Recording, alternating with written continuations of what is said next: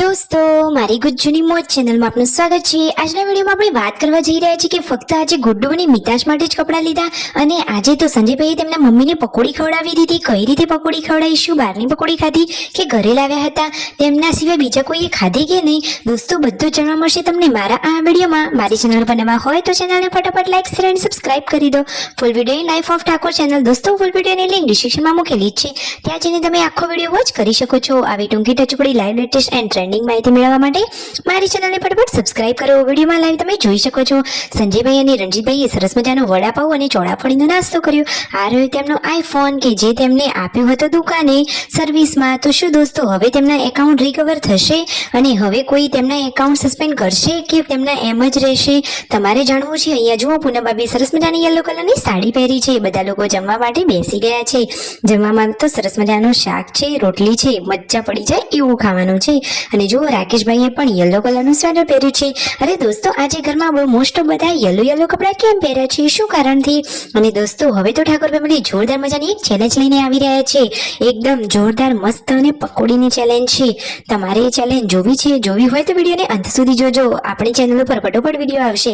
અને દોસ્તો આજે તો મિતાંશ અને ફક્ત ગુડ્ડુ માટે જ કપડાં લીધા। તમે વિડીયોમાં લાઈવ જુઓ કે સંજયભાઈ અને રણજીતભાઈ પહોંચી ગયા છે દુકાને। કોના કપડાં લેવા માટે? તો મિતાંશ અને ગુડ્ડુના। તો દોસ્તો મિતાંશ માટે તેમને 2 જોડી કપડાં લીધા અને ગુડ્ડુ માટે પણ લીધા। દોસ્તો શું કારણથી કપડાં લીધા? એમને ક્યાંય લગ્નમાં જવાનું છે કે કોઈનો બર્થડે આવી રહ્યો છે, કશાકનું સેલિબ્રેશન છે કે શું, તમને કઈ અંદાજો છે? અને બીજા બધા માટે કેમ ના લીધા? તો દોસ્તો હાલમાં ગુડ્ડુની અને મિતાંશને હાલ કપડાં નવા જોવતા હતા એટલા માટે લઈ લીધા। તો જુઓ દુકાનમાંથી હવે કયા કપડાં બેસ્ટ હશે, તો મને તો આ કપડાં પિંક અને બ્લુ વાળા બહુ જ ગમ્યા, તો મિતાંશ માટે ફાઇનલી એ જ કપડાં લઈ લીધા।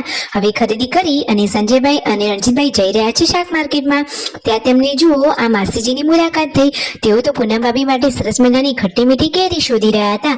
તો કેરી મળી કે નહીં દોસ્તો? જુઓ એ તો બધા જ ફ્રૂટ માર્કેટમાં ફરી વળ્યા, પણ પછી કેરી અંતે મળશે કે નહીં? અરે બીજું બધું તો ઘણું બધું ફ્રૂટ છે, તમે જુઓ તો ખરા, ફાઇનલી હવે કેરી મળી ગઈ।